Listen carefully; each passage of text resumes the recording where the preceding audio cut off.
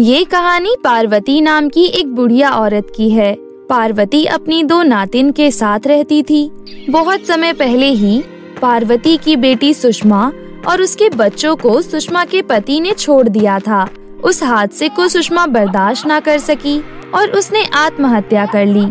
सुषमा के आत्महत्या करने के बाद उसकी दोनों बेटियों का पार्वती के अलावा अब कोई नहीं बचा। तब से उसकी नानी ने ही उनका लालन पालन करना शुरू कर दिया। पार्वती की बड़ी नातिन आरती 8 साल की थी और उसकी छोटी नातिन काजल 5 साल की थी। उनकी बूढ़ी नानी खेतों में बोझा ढोने का काम करती थी। बूढ़ी होने की वजह से बोझा ढोना उसके लिए बहुत मुश्किल का काम था, लेकिन फिर भी अपनी दोनों नातिन के लिए वो ये काम करती थी। इतनी मेहनत करने के बाद भी पार्वती थोड़े बहुत पैसे ही कमा पाती थी, जो आरती और काजल की कॉपी किताब में चले जाते थे। काजल और आरती एक सरकारी स्कूल में पढ़ती थीं, लेकिन कॉपी किताब उन्हें बाजार से ही खरीदना पड़ता था। इन सब के बाद जो पैसे बचते थे, पार्वती उससे अपना घर चलाती थी। एक दिन बूढ़ी नानी की तबीयत बहुत ज्यादा खराब थी। नानी, आज आपकी तबीयत बहुत ज्यादा खराब है ना? आप आज काम करने मत जाना। नहीं आरती बेटा, मेरी तबीयत कोई इतनी भी खराब नहीं है कि मैं काम ना कर सकूं। काम करना जरूरी होता है ना बेटा। चलो तुम दोनों स्कूल जाओ, मैं काम पर जाती हूँ। बूढ़ी नानी ने आरती की नहीं सुनी और वो काम पर चली गई। खेतों में जाकर बूढ़ी नानी बोझा ढोने लगी, लेकिन आज उससे काम बड़ी मुश्किल से हो पा रहा था। उसको मुश्किल से काम करता देख वहाँ मौजूद एक औरत ने कहा, अरे पार्वती अम्मा, अगर तबीयत खराब है तो आज काम मत करो। बूढ़ा शरीर है, कहीं कुछ हो गया तो? शरीर बूढ़ा जरूर है सुशीला, लेकिन शरीर में अपनी दोनों नातिन को पालने की चाह है, इसलिए बूढ़े शरीर को कुछ नहीं होने वाला। थोड़ी तबीयत खराब है, समय के साथ ठीक हो जाएगी। ठीक है, आपको जैसा सही लगे, लेकिन अगर कमजोरी का एहसास हो तो बोझा रख देना। इतना कहकर वो औरत अपने काम में लग गई और फिर नानी ने भी अपना काम जारी रखा। काम करते करते दोपहर हो गई। दोपहर की कड़ी धूप ने नानी को और भी बीमार कर दिया, लेकिन फिर भी बूढ़ी नानी ने काम करना नहीं छोड़ा। काम करते करते अचानक बूढ़ी नानी वहीं पर गिर गई। नानी को गिरता देख आसपास के लोग वहाँ इकट्ठा हो गए। अरे, इन बूढ़ी अम्मा को क्या हो गया? इनकी तबीयत बहुत ज्यादा खराब थी। मैंने भी कहा था अम्मा आज काम मत करो, लेकिन अम्मा ने मेरी बात सुनी ही नहीं। जरा इनकी धड़कन तो चेक करो। वहाँ मौजूद आदमी ने पार्वती की धड़कन चेक करी तो पता चला कि पार्वती तो मर चुकी है। अरे, ये तो मर चुकी है। इनको इनके घर पहुँचाना होगा। हे भगवान, अब इनकी छोटी छोटी 2 नातिन का क्या होगा? बहुत प्यार करती थी ये अपनी नातिनों से। पता नहीं उन बच्चों ने भी कैसी किस्मत पाई है। पहले बाप छोड़ गया, फिर माँ छोड़ गई और फिर नानी भी छोड़ गई। वहाँ मौजूद लोग पार्वती की बॉडी को उसके घर छोड़ आते हैं। जब दोनों बच्चों को पता चलता है कि उनकी नानी मर चुकी है तो वो बहुत रोते हैं। वो बेचारे अब अकेले पड़ जाते हैं। दूर दूर से कोई रिश्तेदार उन्हें देखने नहीं आता। तू मत रो काजल, हम एक दूसरे का ध्यान रखेंगे। नानी ने हमें सिखाया था ना कि हमें कभी नहीं डरना चाहिए और हमेशा हिम्मत से काम लेनी चाहिए। हाँ दीदी, लेकिन मुझे नानी की बहुत याद आ रही है। बेचारी दोनों बच्चियाँ अपनी नानी को याद करके बहुत रोती हैं। गांव वाले पार्वती का अंतिम संस्कार कर देते हैं। घर में दोनों बच्चियाँ रोते रोते सो जाती हैं। अगले दिन दोनों बच्चे खुद तैयार होकर स्कूल चले जाते हैं। इसी तरह कुछ दिन तो निकल जाते हैं, लेकिन जब घर का राशन खत्म हो जाता है तो उन दोनों को चिंता होने लगती है। दीदी, घर में तो कुछ भी खाने के लिए नहीं बचा। अब हम क्या खाएंगे दीदी? घर में पैसे नहीं है क्या काजल? मुझे लगता है दादी ने कहीं ना कहीं तो पैसे रखे ही होंगे। नहीं दीदी, मैंने हर जगह ढूंढ लिया, पूरे घर में 1 भी रुपया नहीं है। अब उन दोनों बच्चियों को समझ नहीं आ रहा था कि आखिर वो दोनों करें तो क्या करें। वो दोनों पड़ोसियों के पास जाकर मदद मांगती हैं। 1-2 लोग उन्हें कुछ खाने को दे देते हैं, लेकिन घर आकर वो दोनों बच्चियां अगले दिन के लिए परेशान होने लगती हैं कि कल क्या खाएंगे। दीदी, ऐसे मांग मांग कर हम कब तक अपना पेट भरेंगे और घर में बाकी के खर्चे भी तो होते हैं। हमें खुद ही कुछ करना होगा।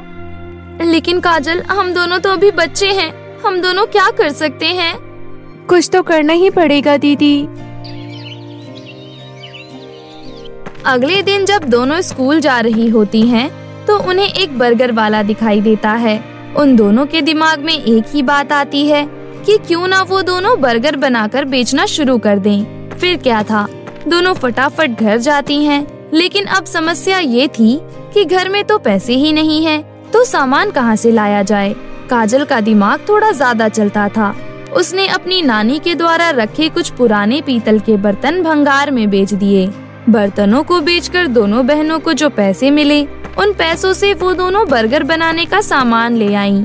वो दोनों सामान तो ले आईं, लेकिन उन दोनों को बर्गर बनाना तो आता ही नहीं था। दोनों ने बर्गर बनाने की बहुत कोशिश की, लेकिन वो दोनों कामयाब नहीं हो पाईं। अब हम क्या करें बहन, कुछ भी समझ नहीं आ रहा। सारे बर्गर खराब हुए जा रहे हैं। अभी तक हम एक भी बर्गर नहीं बना पाए हैं। दीदी, लगता है अब हम भूखे ही मर जाएंगे। काश नानी होती तो हमें ये सब दिन नहीं देखने पड़ते। दोनों बच्चियां बर्गर बनाने की बहुत कोशिश करती हैं, लेकिन उनसे नहीं बनता। इस कारण वो दोनों रोते रोते सो जाती हैं। उसके बाद वहाँ पर उनकी बूढ़ी नानी की आत्मा आ जाती है।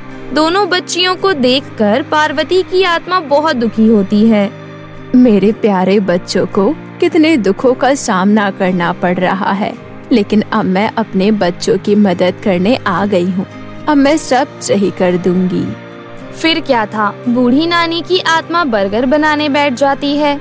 10 मिनट के अंदर अपनी जादुई शक्तियों से पार्वती की आत्मा इतने स्वादिष्ट बर्गर बनाकर तैयार कर देती है कि पूरे गांव में इतने स्वादिष्ट बर्गर किसी ने नहीं खाए होंगे। बर्गर बनाने के बाद वो वहाँ से गायब हो जाती हैं। सुबह जब बच्चियाँ सोकर उठती हैं, तो अपने सामने इतने अच्छे बर्गर बने हुए देखती हैं, तो खुशी के मारे पागल हो जाती हैं। बहन, हमने तो सारे बर्गर खराब कर दिए थे, फिर ये किसने बना दिए? पता नहीं दीदी, कहीं भगवान ने हमारी मदद करने किसी को तो नहीं भेजा। नानी कहती थी कि भगवान अच्छे लोगों की हमेशा मदद करता है। चलो काजल, इस बर्गर को टेस्ट करके देखते हैं। दोनों बच्चे बर्गर खाते हैं। बर्गर इतने स्वादिष्ट थे कि वो दोनों 4-4 बर्गर खा लेते हैं। फिर काजल कहती है, दीदी कहीं आप सारे बर्गर मत खा जाना। स्कूल से आने के बाद हमें इन बर्गर को बेचना भी है। हाँ काजल, चलो अभी स्कूल चलते हैं। दोनों बच्चियाँ स्कूल चली जाती हैं। शाम को घर आकर वो अपने बर्गर लेकर घर के बाहर बेचने के लिए बैठ जाती हैं। सभी लोग उन्हें देखकर बड़े हैरान हो रहे थे कि इतनी छोटी छोटी 2 बच्चियां बर्गर बेच रही हैं। फिर जब लोग उनके बर्गर खाते हैं तो बस खाते ही रह जाते हैं। इतना स्वादिष्ट बर्गर तो मैंने आज तक कभी नहीं खाया, मजा ही आ गया। धीरे धीरे उन बच्चियों के पास गांव के बहुत सारे लोग बर्गर खाने आने लगते हैं। नानी की आत्मा दुकान के बगल में खड़ी सब देख रही होती है। दोनों बच्चियां इतनी छोटी थीं कि उनसे सब कुछ संभालना बहुत मुश्किल हो रहा था। कई लोग तो उन्हें बच्चा समझकर बेवकूफ बनाने लगते हैं। कभी झूठ बोलकर वो ज्यादा बर्गर खा लिया करते थे, तो कभी पैसे कम दिया करते थे। कोई कोई तो बिना पैसे दिए ही चला जाता था। ये सब नानी की आत्मा से बिल्कुल बर्दाश्त नहीं हो रहा था, लेकिन वो कुछ नहीं कहती। उस रात दोनों बच्चियां बर्गर बनाने का सामान खरीदकर घर में रख देती हैं। उन दोनों को पूरी उम्मीद थी कि भगवान फिर से उनकी मदद करेंगे। रात को दोनों बच्चियां खाना खाकर अच्छे से सो जाती हैं। उसके बाद नानी की आत्मा आकर बर्गर बनाना शुरू कर देती है। वो पहले जैसे स्वादिष्ट और सुंदर बर्गर बनाकर तैयार कर देती है। बच्चियां सुबह जब स्कूल के लिए उठती हैं, तो बर्गर देख बहुत खुश होती हैं। उसके बाद वो स्कूल जाती हैं और स्कूल से आकर वापस से बर्गर बेचना शुरू कर देती हैं। तभी उनके पास एक औरत आती है और कहती है, अरे सुनो जरा, 4 बर्गर पैक कर दो। जी आंटी, अभी करती हूँ। आरती उस औरत को बर्गर पैक करके दे देती है और कहती है, ये लीजिए आंटी, आपके बर्गर, आपके 100 रुपए हो गए। अरे अभी तो 100 का नोट दिया था तुम्हें मैंने। नहीं आंटी, आपने अभी तक हमें 1 रुपया भी नहीं दिया, हमें अच्छे से याद है। हाँ आंटी, मैं भी यहीं पर हूँ, आपने 1 भी रुपया नहीं दिया। अरे वाह, इतनी छोटी होकर भी लूट मचा रखी है तुम दोनों ने। मेरे सामने ज्यादा चालाकी नहीं चलेगी। इतना कहकर वो औरत वहाँ से जाने लगती है। बूढ़ी नानी की आत्मा ये सब देख रही थी। अब उससे बर्दाश्त नहीं होता। वो आरती के अंदर समा जाती है। फिर आरती गुस्से में उस औरत के पास जाती है और उसे जोर से धक्का दे देती है। अपने आप को क्या समझती है? सामान भी ले लिया और पैसा भी नहीं दिया। जल्दी से पैसे दे। वो औरत आरती की ऐसी आवाज सुनकर डर जाती है और तुरंत अपने जेब से 100 रुपए निकाल कर दे देती है। अब जब भी दोनों बच्चियां बर्गर बेच रही होती थी, तो बूढ़ी नानी आरती के अंदर समा जाती थी। आरती का ऐसा व्यवहार देख अब कोई भी बिना पैसे दिए वहाँ से नहीं जाता था। काजल ये सारी बातें नोटिस कर रही थी। दीदी, जब हम बर्गर बेचते हैं तो आपका स्वभाव बदल जाता है। लगता ही नहीं है कि आप मेरी दीदी हो। ऐसा कुछ नहीं है काजल, मुझे तो ऐसा कुछ नहीं लगता। और अगर ऐसा है भी तो दिक्कत क्या है? बल्कि ये तो अच्छी बात है कि लोग डर के मारे हमें लूटते नहीं हैं। लेकिन फिर भी दीदी, आपने कभी ये क्यों नहीं सोचा कि रात को आखिर हमारा बर्गर बनाता कौन है? मुझे लगता है कि आज रात में जाकर देखना चाहिए। उस रात दोनों बच्चियां सोती नहीं हैं। आधी रात होने पर वो देखती हैं कि उनकी नानी की आत्मा आकर बर्गर बना रही है। ये देखकर दोनों की आंखों में आंसू आ जाते हैं। दीदी, ये तो हमारी नानी है। नानी मरने के बाद भी हमारी कितनी मदद कर रही है। मुझे नानी से मिलना है। नहीं काजल, तू नानी के पास मत जा। क्या पता अगर हम नानी के पास गए और उनकी जादुई शक्तियाँ खत्म हो गई तो? क्योंकि अगर ऐसा नहीं होता तो नानी पहले ही हमसे खुद मिल चुकी होती। काजल आरती की बात समझ जाती है। अब वो दोनों बहनें अपनी नानी को देख तो सकती थीं, लेकिन उनसे बात नहीं कर सकती थीं। इसी तरह कई साल बीत गए। दोनों बहनें बड़ी हो गईं। बर्गर बेचने के बावजूद उन्होंने अपनी पढ़ाई नहीं छोड़ी और दोनों डॉक्टर बन गईं। जिस दिन दोनों डॉक्टर बनी, उस दिन नानी की आत्मा को शांति मिल गई और वो हमेशा हमेशा के लिए उन दोनों बहनों को छोड़कर चली गईं। और दूसरी तरफ दोनों बहनें भी अपना जीवन खुशी खुशी व्यतीत करने लगी। सिंड्रेला परी की अत्याचारी सौतेली माँ। बहुत समय पहले की बात है। परीलोक में भानुपुर नाम का एक सुंदर सा राज्य था। उस राज्य के राजा पृथ्वीराज और रानी मायावती बहुत ही नेक और दयालु थे। परीलोक की सभी परियां राजा और रानी से बहुत प्रेम करती थी। राजा पृथ्वीराज और रानी मायावती अक्सर राज्य के आसपास के गांव में जाया करते और परियों से बात करके उनकी परेशानियों का हल करते। वो दोनों अपने राज्य कोष में रखे खजाने का प्रयोग उनकी परेशानियों को हल करने में किया करते थे। दूर दूर तक परीलोक के राजा और रानी की जय जयकार थी। परियों के राजा रानी के पास धन दौलत की कोई कमी नहीं थी, लेकिन उनका राजमहल कई वर्षों से सूना था। उन दोनों की कोई संतान नहीं थी। रानी परी मायावती इस बात से बहुत परेशान रहती थी और भगवान से दिन रात सिर्फ एक ही प्रार्थना करती थी। भगवान, आपने मुझे सब कुछ दिया है, लेकिन माँ बनने का सुख अभी तक नहीं दिया है। हे भगवान, मेरी सूनी गोद को भर दो। रानी परी, भगवान पर भरोसा रखो। वो एक न एक दिन हमारी प्रार्थना जरूर सुनेंगे। ये कहते हुए राजा पृथ्वीराज रानी परी मायावती को दिलासा देने लगे। ऐसे ही कुछ महीने बीत गए। एक दिन की बात है, रानी परी बगीचे में टहल रही थी। तभी रानी परी मायावती ने देखा कि एक चील घायल छोटी चिड़िया की ओर बढ़ रही थी। ये देख रानी परी बोली, अरे, ये चील तो छोटी चिड़िया को खा जाएगी। मुझे छोटी चिड़िया को बचाना होगा। रानी परी एक डंडे की सहायता से चील को डराने लगी और वह चील डरकर वहां से भाग गई। रानी परी ने उस छोटी सी चिड़िया को अपने हाथों में उठा लिया। फिर वो नन्ही सी चिड़िया बोली, रानी परी, आपका बहुत बहुत शुक्रिया। आपने मेरी जान बचाई। अरे, इसमें शुक्रिया की कोई बात नहीं है। रानी परी, आपने मेरी जान बचाई है। भगवान को आपकी सारी इच्छा पूरी हो जाए। इतना कहकर जादुई चिड़िया अदृश्य हो गई।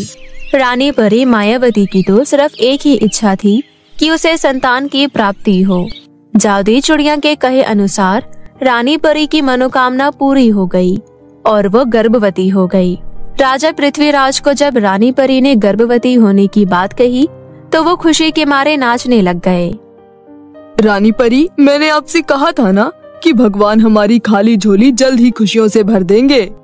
इस तरह से राजा पृथ्वीराज और रानी परी माता पिता बनने की खुशी में बहुत खुश थे। फिर कुछ महीनों बाद रानी परी ने एक प्यारी सी बेटी को जन्म दिया। उस समय पूरा परिलोक खुशी के मारे झूम उठा। पूरे परिलोक में उत्सव जैसा माहौल था। महल के बाहर राजा रानी को बधाई देने के लिए सभी परियां इकट्ठी हो गई। राजा पृथ्वीराज ने पिता बनने की खुशी में पूरे परिलोक में सोने के सिक्के बांटे। सभी ने राजा रानी और प्यारी सी राजकुमारी को ढेर सारी बधाइयां दी। राजा पृथ्वीराज और रानी परी की बेटी दिखने में बहुत सुंदर थी। झील सी नीली आंखें और सुनहरे बाल उसकी सुंदरता को चार चांद लगाते थे। इसलिए उन्होंने अपनी बेटी का नाम सिंड्रेला रखा। धीरे धीरे वक्त बीतने लगा। अब राजकुमारी सिंड्रेला परी 5 वर्ष की हो गई थी। एक दिन राजकुमारी सिंड्रेला परी ने अपनी माँ रानी परी से पहाड़ों पर घूमने जाने की जिद की। रानी परी अपनी बेटी सिंड्रेला परी को पहाड़ों पर घुमाने ले गई। राजकुमारी सिंड्रेला परी बहुत ही नटखट थी। पहाड़ों पर पहुंचकर राजकुमारी सिंड्रेला परी रानी परी से बोली, माँ चलो ना आँख में चोली खेलते हैं, बहुत मजा आएगा। मैं आपकी आँख में पट्टी बांध देती हूँ, आप मुझे ढूंढना। अच्छा ठीक है मेरी प्यारी सी राजकुमारी सिंड्रेला परी। उसके बाद राजकुमारी सिंड्रेला परी ने रानी परी की आंखों पर पट्टी बांधी। फिर रानी परी अपनी बेटी सिंड्रेला परी के साथ खेलने लगी। तभी अचानक रानी परी का पैर फिसला और वो पहाड़ से नीचे जा गिरी। लेकिन भाग्यवश उन्होंने पहाड़ से निकली एक छोटी सी टहनी को पकड़ लिया। आह! बचाओ मुझे, बचाओ, मैं पहाड़ से नीचे गिर जाऊंगी। ये कहते हुए रानी परी जोर जोर से मदद के लिए पुकारने लगी। अपनी माँ को मुसीबत में देख सिंड्रेला परी रोते हुए बोली, माँ आप चिंता मत करो, मैं आ रही हूँ आपको बचाने, आपको कुछ नहीं होगा माँ। नहीं बेटी, तुम यहाँ से चली जाओ, नहीं तो तुम भी नीचे गिर जाओगी। तुम आगे बिल्कुल मत आना, तुम वापस लौट जाओ। माँ आपको कुछ नहीं होगा, मैं अभी पिताजी को बुला कर लाती हूँ। आप हिम्मत रखना और टहनी को मत छोड़ना। ये कहते हुए सिंड्रेला परी महल की ओर भागी। महल में पहुँचते ही सिंड्रेला परी अपने पिता पृथ्वीराज से बोली, पिताजी माँ को बचा लीजिए, माँ पहाड़ से नीचे गिर गई है और एक टहनी के सहारे लटकी हुई है। पिताजी जल्दी चलिए मेरे साथ। ये तुम क्या कह रही हो सिंड्रेला? सिंड्रेला परी रोते हुए अपने पिता पृथ्वीराज को सारी बात बताती है कि किस तरह से उसकी माँ पहाड़ से नीचे गिर गई। बेटी तुम यहीं रुको, मैं अभी अपने कुछ सैनिकों को लेकर वहाँ पहुँचता हूँ। इतना कहकर राजा पृथ्वीराज अपने कुछ सैनिकों को लेकर पहाड़ पर पहुँचे। राजा पृथ्वीराज ने अपनी पत्नी रानी परी मायावती को पहाड़ पर हर जगह ढूंढने की बहुत कोशिश की, लेकिन बहुत समय बीत जाने के बाद भी रानी परी मायावती का कुछ पता नहीं चला। फिर निराश होकर राजा पृथ्वीराज महल वापस लौट आए। अपने पिता को वापस अकेला लौटते हुए देख सिंड्रेला परी रोते हुए बोली, पिताजी माँ कहाँ है? आप कुछ बोलते क्यों नहीं हो? आप अपने साथ माँ को लेकर क्यों नहीं आए? राजा पृथ्वीराज अपनी बेटी सिंड्रेला परी के सवालों का जवाब नहीं दे पाता और उदास होकर अपने कक्ष में चला जाता है। रानी परी मायावती के अचानक इस तरह चले जाने के गम से पूरे परिलोक में अचानक उदासी का माहौल छा जाता है। राजा पृथ्वीराज ने अपनी प्रजा के हित और अपनी नन्ही सिंड्रेला परी के लिए अपने आप को जैसे तैसे करके संभाल लिया, लेकिन सिंड्रेला परी का रो रो कर बुरा हाल था। ना वो ढंग से खाना खाती और ना ही हंसती बोलती थी। सिंड्रेला परी बस अपनी माँ को याद करके रोती रहती थी। माँ तुम मुझे छोड़कर कहाँ चली गई? लौट आओ ना माँ, मुझे आपके हाथों से खाना खाना है। आ जाओ ना माँ, तुम कहाँ छुप गई हो? ये कहते हुए राजकुमारी सिंड्रेला परी रोते हुए बिना कुछ खाए सो गई। अपनी बेटी को ऐसी हालत में देख राजा पृथ्वीराज ने काफी सोच विचार कर दूसरी शादी करने का फैसला किया। फिर कुछ दिनों बाद राजा पृथ्वीराज ने मालती नाम की परी से दूसरा विवाह रचाया और उसे महल ले आए। फिर राजा पृथ्वीराज अपनी बेटी सिंड्रेला से मालती परी का परिचय कराते हुए बोले, बेटी सिंड्रेला ये आपकी नई माँ है, आज से ये आपका ध्यान रखेगी। नन्ही सिंड्रेला परी खुश होते हुए बोली, सच में पिताजी, नई माँ मुझे अपने हाथों से खाना खिलाएगी ना? तभी मालती परी सिंड्रेला परी के सिर पर हाथ फेरते हुए बोली, हाँ हाँ क्यों नहीं, मैं तुम्हें अपने हाथों से स्वादिष्ट स्वादिष्ट पकवान बनाकर खिलाऊंगी। मेरी राजकुमारी सिंड्रेला, मैं तुम्हारा अच्छे से ख्याल रखूंगी। मालती परी की ये बातें सुनकर राजा पृथ्वीराज अपने राजपाट के काम में व्यस्त हो गए। वहीं कुछ दिनों तक मालती परी ने राजकुमारी सिंड्रेला परी के साथ बहुत अच्छा व्यवहार किया, लेकिन धीरे धीरे उसने अपना असली रंग दिखाना शुरू कर दिया। अब वो राजकुमारी सिंड्रेला परी को ना तो समय पर खाना देती और ना ही उसका ध्यान रखती। वो बस पूरा दिन राजकुमारी सिंड्रेला परी को बेवजह डांटती ही रहती थी। इतना ही नहीं, वो नन्ही सिंड्रेला से अपने पाँव भी दबवाया करती थी। एक दिन राजकुमारी सिंड्रेला परी अपनी सौतेली माँ की शिकायत करने अपने पिता के पास पहुँची। तभी मालती परी वहाँ आ पहुँची और बोली, देखिए ना आपकी बेटी कितनी शरारती हो गई है, मेरी एक भी बात नहीं मानती, बस सारा दिन उधम मचाती रहती है। इसकी वजह से मैं आराम भी नहीं कर पाती हूँ। लेकिन पिताजी, नई माँ तो। मुझे मालूम है सिंड्रेला कि तुम बहुत ही चंचल हो, लेकिन अब तुम बड़ी हो रही हो, तुम नई माँ का कहना क्यों नहीं मानती? वो जो भी कहती हैं तुम्हारे भले के लिए ही कहती हैं, इसलिए अब तुम्हारी कोई शिकायत नहीं आनी चाहिए। अच्छा, मैं चलता हूँ, दरबार में मंत्रीगण मेरा इंतजार कर रहे हैं, बाकी बातें हम बाद में करेंगे। राजा पृथ्वीराज के जाने के बाद मालती परी ने सिंड्रेला परी को गुस्से से खींचकर एक चांटा मारा। खबरदार, आज के बाद मेरे बारे में अगर अपने पिता से कुछ भी कहने की कोशिश की तो मैं तुम्हें छोड़ूंगी नहीं। आप कैसी माँ हो? पिताजी तो कहते थे आप मेरा अच्छे से ख्याल रखोगी, लेकिन आप तो बहुत बुरी हो। मेरी माँ मुझे कभी नहीं मारती थी और मुझे अपनी जान से भी ज्यादा प्यार करती थी। अगर मुझसे गलती हो भी जाती थी तो वो मुझे माफ कर देती थी। माँ, कहाँ हो तुम? तुझे अपनी माँ की बहुत याद आती है ना? हाँ, मुझे अपनी माँ की बहुत याद आती है। वो आपके जैसी बिल्कुल भी नहीं थी। अगर ऐसा है तो मैं तुझे भी तेरी माँ के पास पहुँचा देती हूँ। वहाँ तुझे तेरी असली माँ का प्यार मिल जाएगा, लेकिन उसके लिए तुझे मरना पड़ेगा। आज मैं तेरा काम तमाम ही कर देती हूँ। ये कहती ही मालती परी सिंड्रेला परी को मारने के लिए जैसे ही आगे बढ़ी, तभी उसे एक औरत की आवाज आई। वो औरत कोई और नहीं बल्कि सिंड्रेला परी की असली माँ मायावती थी। उसने अपने चेहरे को कपड़े से ढक रखा था। मेरे होते हुए राजकुमारी सिंड्रेला परी का बाल भी बांका नहीं होने दूंगी। कौन हो तुम और तुम्हारी इतनी हिम्मत कि तुम मुझसे जुबान लड़ा रही हो? तभी रानी परी मायावती ने अपने चेहरे से कपड़ा हटा दिया। उसे देख राजकुमारी सिंड्रेला परी खुश होते हुए बोली, माँ, आप आ गई। आपको पता है मैंने आपको कितना याद किया। मेरी बच्ची, मैं मौत के मुंह से बचकर आई हूँ। उस दिन मैं पहाड़ से नीचे गिर के बहुत घायल हो गई थी। तभी वहाँ के कुछ लोगों ने मुझे देख लिया। उन्होंने मेरी जान बचाई। कुछ दिन मैं उन लोगों के साथ ही रही। उन्होंने मेरी सेवा की और मैं ठीक हो गई। माँ, अब हम पहले की तरह खुशी खुशी रहेंगे। हाँ मेरी बच्ची। सिंड्रेला परी अपनी माँ के गले लग जाती है। इतने में राजा पृथ्वीराज भी वहाँ आ पहुँचे। रानी परी मायावती को जिंदा देख खुश होते हुए बोले, रानी परी मायावती, आप जिंदा हैं? आपको सही सलामत देखकर हमें बहुत खुशी हो रही है। हमने आपको ढूंढने की बहुत कोशिश की, लेकिन हमें आपका कुछ पता नहीं चला।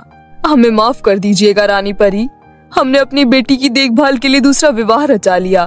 तुम्हें पता है, मालती परी हमारी बेटी का बहुत अच्छे से ख्याल रखती है। महाराज, मुझे सब पता है, लेकिन जिस परी को आप महल की रानी परी बनाकर लाए हो, वो हमारे सिंड्रेला परी की माँ कहलाने के बिल्कुल भी लायक नहीं है। मालती परी बहुत ही दुष्ट और लालची है। इसने परीलोक को हड़पने के लिए आपसे दूसरी शादी की है।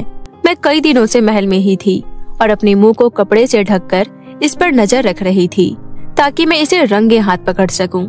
आज इसने हमारी बच्ची को मारने की कोशिश की। वो तो अच्छा हुआ कि मैं समय पर आ गई और मैंने इसे रंगे हाथ पकड़ लिया। मालती, तुमने मेरे साथ इतना बड़ा विश्वासघात किया। मेरी नन्ही सी बच्ची पर तुम इतने दिनों से अत्याचार कर रही थी। इतना ही नहीं, आज तुमने मेरी मासूम सी बच्ची को मारने की कोशिश की। इसकी सजा तुम्हें जरूर मिलेगी। सैनिकों, इस दुष्ट और लालची औरत को कारावास में डाल दो। इस तरह कपटी मालती को उसके किए की सजा मिल गई। वहीं राजकुमारी सिंड्रेला परी अपनी माँ रानी परी मायावती को पाकर बहुत खुश थी। वो खुशी से नाचने लगी और रानी परी मायावती के सही सलामत वापस लौटने की खुशी में पूरे परिलोक में उत्सव मनाया गया। उस दिन के बाद से राजकुमारी सिंड्रेला परी अपने माता पिता के साथ खुशी खुशी अपना जीवन व्यतीत करने लगी। प्रीति नाम की एक लड़की अपने मम्मी पापा और छोटी बहन के साथ रहती थी। प्रीति के मम्मी पापा दोनों मुखिया के घर मजदूरी करते थे, लेकिन फिर भी उनके पास उतने ही पैसे होते थे जिससे उनका जैसे तैसे गुजारा हो सके। प्रीति की शादी की उम्र हो गई थी, इसलिए उसे लड़के वाले देखने आते हैं। हमें आपकी बेटी प्रीति पसंद है, हमारी तरफ से रिश्ता पक्का है, लेकिन हमारी शर्त है, हम जल्द से जल्द शादी करना चाहते हैं। कितनी जल्दी? 25 दिन के अंदर अंदर प्रीति और मेरे बेटे की शादी हो जानी चाहिए। प्रीति के मम्मी पापा रिश्ते के लिए मान जाते हैं। थोड़ी देर बाद लड़के वाले चले जाते हैं। महिमा अपने पति से कहती है, सुनिए जी, शादी का बहुत कम समय बचा है और हमारे पास इतने पैसे भी नहीं है जो हम अपनी बेटी को सुंदर सा लहंगा दिलवा सकें। तुम सही कह रही हो, मुझे जल्द से जल्द कुछ करना होगा। मैं सोच रहा हूँ कि ओवर टाइम करूँ। मैं अभी ही मुखिया को ओवर टाइम करने के बारे में बोल कर आता हूँ। राजेश मुखिया के पास जाता है और उसे ओवर टाइम करने के लिए बोल देता है। मुखिया राजेश की बात मान लेता है और उस दिन से राजेश मुखिया के खेत में ओवर टाइम काम करने लगता है। 2 दिन बीत जाते हैं और राजेश खेत में काम कर रहा था। अरे राजेश, छत पर कुछ ईंट रखे हैं, उसे लाकर नीचे रख दे। राजेश छत से ईंट लाने जाता है, तभी अचानक सीढ़ी से उसका पैर फिसल जाता है। वहाँ के कुछ मजदूर राजेश को अस्पताल लेकर जाते हैं। तभी पता चलता है कि राजेश के एक पैर की हड्डी टूट गई है। इस वजह से राजेश अब काम नहीं कर पा रहा था, इसलिए प्रीति की शादी की चिंता और बढ़ जाती है। यहाँ तक कि कुछ दिनों बाद घर में खाने के लिए भी कुछ नहीं बचता है। माँ, हमारे घर में तो खाने के लिए कुछ नहीं है, फिर मेरी शादी के लिए पैसे कहाँ से आएंगे? बेटी, भगवान कुछ ना कुछ रास्ता जरूर दिखाएंगे, बस ऊपर वाले पर विश्वास रखो। तू चिंता मत कर, सब ठीक हो जाएगा। तेरे पापा नहीं तो क्या हुआ, मैं हूँ ना, मैं खेत में ओवर टाइम मजदूरी करूँगी। उसके बाद महिमा मुखिया के पास जाती है और उसे ओवर टाइम के बारे में कहती है। मुखिया महिमा को ओवर टाइम काम करने से मना कर देता है। लेकिन मुखिया जी, मेरे घर में तो खाने के लिए भी कुछ नहीं है। अगर तुम्हें मेरे से पैसे उधार लेकर जाना है तो ले जाओ, लेकिन मैं तुम्हें ओवर टाइम काम करने नहीं दूंगा। मेरे पास जितने मजदूर हैं उससे मेरा काम हो जाता है, इसलिए ओवर टाइम करने की कोई जरूरत नहीं है। महिमा मुखिया से पैसे उधार लाकर घर का राशन ले आती है। कुछ दिन और बीत जाते हैं और प्रीति की शादी का दिन नजदीक आने लगता है। माँ, अभी तक तो शादी की तैयारी तक नहीं हुई और मुझे लग भी नहीं रहा कि शादी की तैयारियाँ शुरू होंगी। जब मेरी शादी हुई थी तब मेरी माँ ने मुझे सोने का झुमका दिया था। मैं सोच रही हूँ तुम्हारी शादी के लिए वो सोने का झुमका बेचकर कुछ पैसे ले आऊँ, उससे तुम्हारी शादी का लहंगा आ जाएगा। महिमा उसी वक्त अपने सोने के झुमके लेकर सुनार की दुकान जाती है और अपने झुमके बेचकर कुछ पैसे ले आती है। ये देख प्रीति, कुछ पैसे आ गए, इससे तेरी शादी का लहंगा आ जाएगा। चल, हम दोनों अभी लहंगा लेने चलते हैं। उसके बाद दोनों एक दुकान में लहंगा लेने जाते हैं। उन्हें वहाँ पर एक लहंगा पसंद आता है। भाई साहब, ये लहंगा कितने का है? ये लहंगा 15,000 का है बहन जी। भाई साहब, ये तो मेरे बजट से बाहर है। आप दुकान पर सबसे सस्ते लहंगे का दाम बता दीजिए। ये हमारे दुकान का सबसे सस्ते लहंगे का दाम ही था। इसके अलावा सारे लहंगे बहुत महंगे हैं। मेरे पास सिर्फ 5,000 रुपए हैं और अगले हफ्ते मेरी बेटी की शादी है। आप मुझे लहंगा उधार दे दीजिए, मैं आपको अगले महीने इसके पैसे दे दूंगी। अरे जाओ बहन जी यहाँ से, मेरी दुकान में उधार मना है। निराश होकर दोनों माँ बेटी वहाँ से चली जाती है। दोनों बहुत सारी दुकान जाते हैं, लेकिन कहीं भी उन्हें उनके बजट का लहंगा नहीं मिलता है। थक हार कर दोनों माँ बेटी घर वापस आ जाती हैं। अरे महिमा, तुम दोनों तो लहंगा लेने गई थी ना, फिर खाली हाथ क्यों आ गई? कहीं हमारे बजट में लहंगा मिला ही नहीं।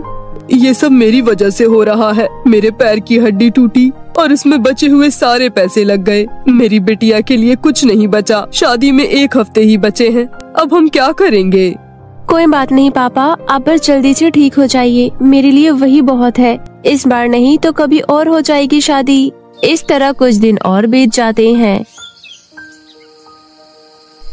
और शादी में सिर्फ 2 दिन बचते हैं। अभी भी प्रीति के घर में शादी की कोई तैयारी नहीं हुई थी। तभी दरवाजे पर एक बूढ़ी अम्मा आती है। बेटी, कुछ खाने के लिए दे दो।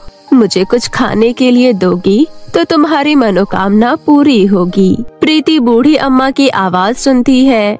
घर में तो सिर्फ 2 रोटी और थोड़ी सी सब्जी बची है। मैंने नहीं खाया है, लेकिन कोई बात नहीं, बूढ़ी अम्मा को दे देती हूँ। मैं अभी भूखे रह लूंगी। इतना सोचकर प्रीति 2 रोटी और सब्जी प्लेट में निकाल कर लाती है और बूढ़ी अम्मा को दे देती है। मेरे पास यही थोड़ा सा खाना है, आप ये खा लीजिए। बूढ़ी अम्मा खाना खा लेती है। बिटिया, मेरे लिए पानी लेकर आओ। प्रीति बूढ़ी अम्मा के लिए पानी लेने जाती है, लेकिन जैसे ही प्रीति पानी लेकर आती है, वो देखती है कि बूढ़ी अम्मा की जगह एक परी बैठी हुई है। यहाँ तो बूढ़ी अम्मा थी ना, वो कहाँ गई? मैं ही थी जो बूढ़ी अम्मा बनकर बैठी हुई थी। अच्छा, आप कौन हो? मैं नित्या परी हूँ। जब तुम अपने मम्मी पापा से बातें कर रही थी, तब मैंने खिड़की के बाहर से सारी बातें सुन ली थी। मैंने तुम्हारी मदद करने का फैसला किया। अगर मैं अपने असली रूप में आती तो पड़ोस में रहने वाले लोगों को पता चल जाता, इसलिए मैं बूढ़ी अम्मा बनकर आई।